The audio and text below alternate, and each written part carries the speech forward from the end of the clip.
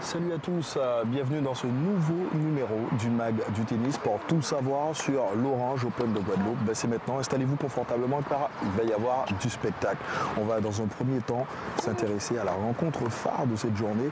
En fait, on peut dire que c'est en quelque sorte la finale avant l'heure. Olivier Rokus face à Lukas Rosol, un géant tchèque d'environ 2 mètres face au petit belge. On va voir ce que ça va donner. C'est un reportage de Julien Babel et de Dandy Nelson. On se retrouve juste après. C'était l'affiche de ces quarts de finale, un duel haut en couleur entre les joueurs qui ont jusqu'à présent fait la plus grosse impression sur ce tournoi. Et cet Olivier Rokus en blanc et rouge qui le premier confirme cet état de bonne forme. Il s'impose au premier set 6 jeux à 3.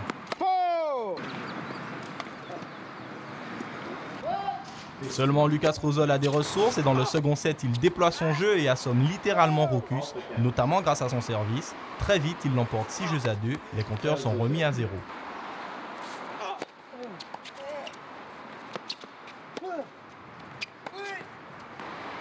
Le troisième set est un véritable régal, les joueurs se livrent un duel sans partage, aucun break de part et d'autre et inévitablement 6 jeux partout, un tie-break logique vu le niveau d'efficacité de chacun.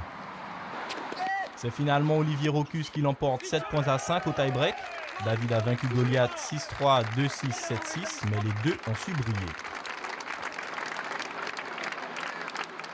Franchement, je me sentais assez bien. J'ai juste pas aussi bien servi que les 2 autres matchs. Je pense que le troisième, j'ai beaucoup mieux servi. J'ai fait quelques ailes, c'est ma première passée mieux.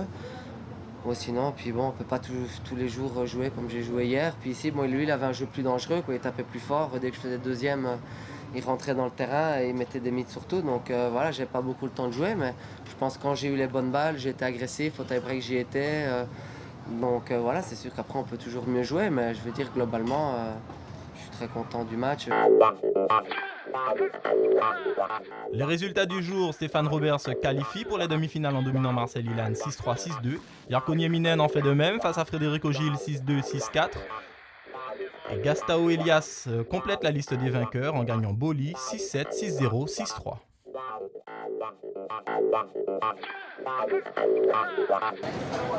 Sacré duel de cogneurs, vous avez pu apprécier ce superbe match. Le tirage au sort, on a décidé ainsi, dommage que ces deux tennisman soient rencontrés en quart de finale, je vous l'avais dit, une finale avant l'heure.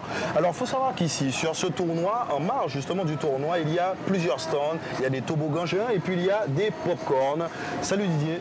Salut à tous. Ça va, le pop-corn, ça marche ici?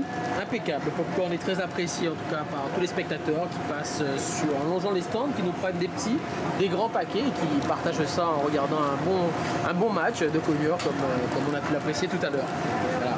Les pop-corn, avant de faire la pause, je propose de regarder ce reportage. Un reportage très important parce qu'il faut savoir qu'il y a une recette pour la gagne. Et ça, c'est pour tous les sportifs, dépendamment des disciplines, en tous les cas, la récupération. Cela passe par un bon kiné. Il y a quelqu'un ici sur ce tournoi qu'on appelle en quelque sorte le magicien. C'est le kiné de ce tournoi.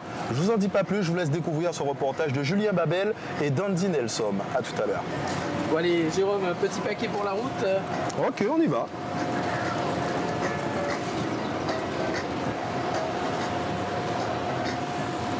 Ok. Voilà, bon match. On se retrouve tout à l'heure. Allez. Des mains en or pour Gérard Bourgoin, en plus de la bonne humeur qu'il véhicule, un personnage essentiel sur le tournoi qui aide à la récupération mais aussi à la préparation physique des joueurs. Après les matchs, c'est des massages relaxants complets et tout. Avant le match, c'est un tout petit peu tonique et beaucoup moins long que les autres pour pouvoir les mettre en condition une demi-heure avant les matchs. Seulement voilà, une semaine de tournoi c'est long, les joueurs peuvent aussi se blesser lors des matchs et là encore le kinésithérapeute peut intervenir mais cette fois dans un cadre rigoureux. Alors notre petit boulot aussi c'est d'aller sur les cours quand ils se font mal carrément, qu'on nous appelle. Mais là alors on a des règles strictes à respecter du juge arbitrage. C'est-à-dire qu'on rentre sur les cours, on nous chronomètre, on a 3 minutes de soins à faire, pas 1 minute de plus, pas 1 seconde de plus. Si des joueurs venaient à se blesser, nul doute que Girard ferait de son mieux pour les soigner. L'homme a une solide expérience. Il a été notamment juge-arbitre à Roland-Garros pendant plus de 20 ans et connaît bien son affaire. Un passionné présent dès le matin et jusqu'à tard après les derniers matchs pour la bonne cause. Après, certainement, on va faire des mobilisations, c'est-à-dire plier le genou à fond, relever la hanche, plier la hanche, mobiliser le dos, mobiliser la nuque, les cervicales. Et là, ça aussi, ça fait du bien. C'est un petit peu aussi qu'on fait de l'ostéopathie. En général, on masse 20 minutes, une demi-heure pour arriver à une bonne décontraction. Et les massages, ça fait énormément de bien, même quand on ne souffre pas. Je pense que vous êtes tous d'accord là-dessus. Des très bons massages et aussi j'ai mal au mon pied. Et il a fait le massage et c'est meilleur aujourd'hui. Et je dois jouer après. Je pense que je suis très bon préparé pour mon match. Waouh, sacré personnage, Gérard Bourgoin quand même. Ah oui, vraiment super, quoi. Et puis super sympa aussi. Ouais. Et ô combien important. Ah oui, c'est sûr, là, les joueurs sont de bonnes mains. Alors je présente Julien Babel qui a fait les reportages depuis le début justement de ce tournoi. Et puis Andy Nelson, lui, il est au boulot. Hein. Ouais. On va dire qu'il faut qu'il y en ait qui bossent. Ouais. Alors Julien, le programme demain? Bah demain, comme on dit, le dernier carré, quoi. Demain, les demi-finales à 16h et 17h30. Donc on approche de la fin et ça monte en puissance. Comme vous l'avez dit samedi, Guadeloupe Première qui monte en puissance sur cet événement. Vous n'allez rien rater puisque nous serons en direct pour vous offrir la finale de ce tournoi. On y reviendra, mais je vous le dis déjà, notez ce rendez-vous samedi, la finale du tournoi Orange Open de Guadeloupe sur Guadeloupe Première. Ça tombe bien. Vous êtes sur le tournoi depuis le début. Vous avez déjà votre raquette? Depuis le début, ouais, j'ai ma raquette, tout à fait. Ah ouais? Tout à fait. Ok. Petit match? Un match, ouais, mais sauf que je suis fort, je suis très bon. Bah, moi, je suis plutôt très bon. Ah ouais? Ouais, plutôt très bon. Ok, fait ça. on y va? Ok, on fait. Alors, t'es fort. Je suis fort, très fort. Très fort.